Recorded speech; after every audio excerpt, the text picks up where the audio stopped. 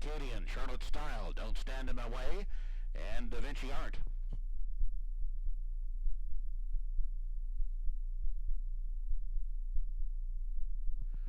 They're off and pacing. Victory George at the rail, away to grab the early lead on the outside. NS Acadian is away second, followed out by Business Time third.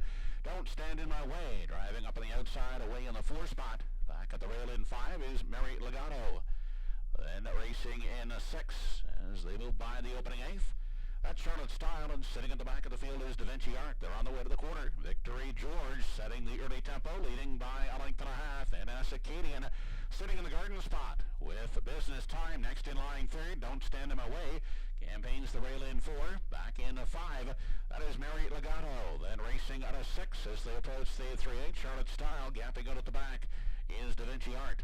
Quarter reached in 29 and 3/5 seconds. No change in positions as they move off the top turn and travel into the stretch now, approaching the half. It's Victory George, unchallenged on the front end, leads by a length and a half. NS Acadian getting the pocket journey.